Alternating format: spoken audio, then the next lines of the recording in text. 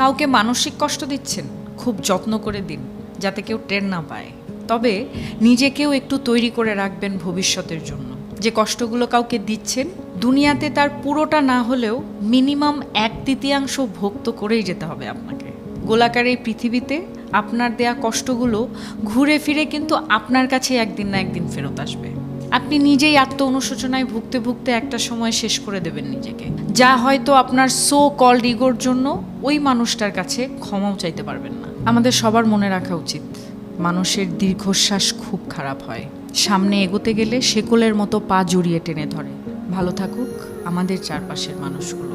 ভালোবাসার মানুষ, ঘৃণার মানুষ, কাছের মানুষ, দূরের মানুষ সবাই ভালো থাকুক।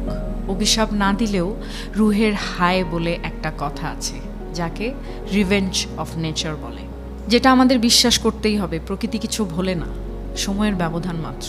সময় মতো হয়তো আমরা বুঝে উঠতে পারি না ঠিক কোন কাজের শাস্তি পাচ্ছি। কাউকে কষ্ট দিয়ে, অপমান করে, কাউকে কাঁদিয়ে, কাউকে কথা দিয়ে বেমালুম ভুলে যাই আমরা। কিন্তু মনে রাখবেন, প্রকৃতি কখনো ভোলে না, প্রকৃতি ক্ষমা করে না। প্রত্যেকটা মানুষ তার খারাপ কাজের শাস্তি কিছুটা হলেও এই দুনিয়াতে ভোগ করে, কদিন আগে কিংবা কদিন পরে, কিন্তু সে শাস্তি পাবেই। এমনকি এই মুহূর্তে আপনি যার সাথে ইচ্ছাকৃত অন্যায় করে নিজেকে জয়ী ভেবে বেশ ফুরফুরে মেজাজে আছেন, মনের আনন্দে ঘুরে বেড়াচ্ছেন, অপর পাশে সে হয়তো প্রতিবাদ করবে না, কিন্তু তার নীরবতা, কষ্ট থেকে আসা দীর্ঘশ্বাস আপনার সাথে বোঝাপড়াটা সঠিক সময়ে করে নেবে। কারণ উপরওয়ালা কাউকে ঠকান না, তিনি কারো একার নন, তিনি সবার।